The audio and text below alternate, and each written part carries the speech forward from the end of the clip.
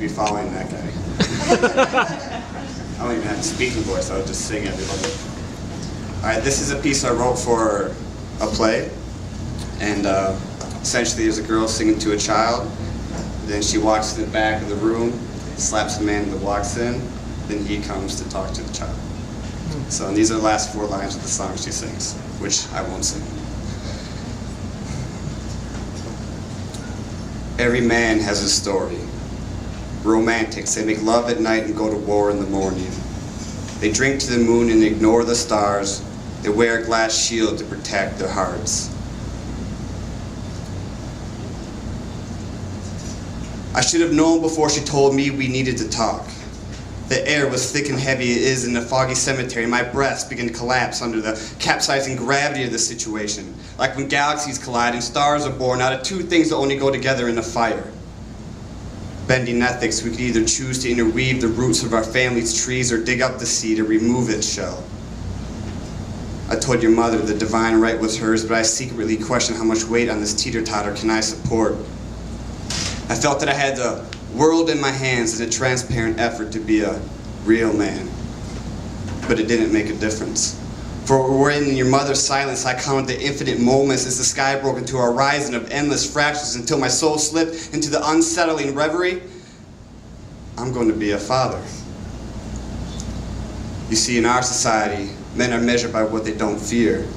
Women are seen as inferior, objects to be protected so their beauty doesn't age as the truth becomes a broken mirror, but I couldn't reconstruct the lies. I was so scared I used to use empty liquor bottles as microphones to sing to you drunk lullabies. I became chemically dependent, socially indifferent, feeling my life being crushed in the soul-shattering instant as a panorama of memories shifted through smoke-filled glimpses in a spiraling void of self-destruction where the echoes of my disappearing voice rang hollow as I proclaimed, I don't give a fuck! But instead I heard your voice calling me in exploding whispers.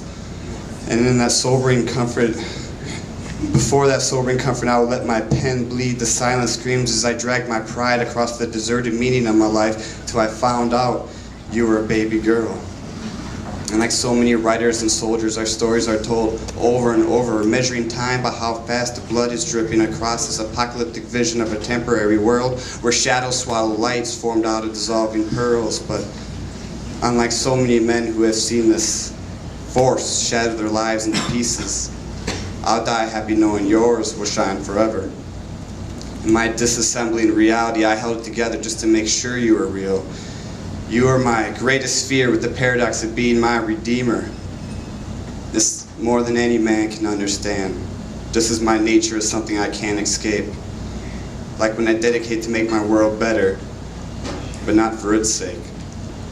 Just for you.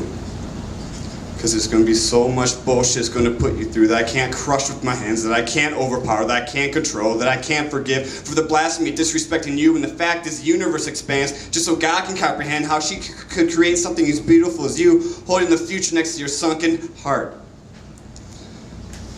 I wish I could be like your mother, but I can't. Though my faith is restored when we see colors we only see in dreams behind your closed eyes dance. A muse unto herself. Your mother is definitely my favorite artist. She took what was left of me and created you since we first started. When I was the introverted narcissist, she was the emotional arsonist. She can match the pitch of angel screams. I just make sure the bartender's tipped.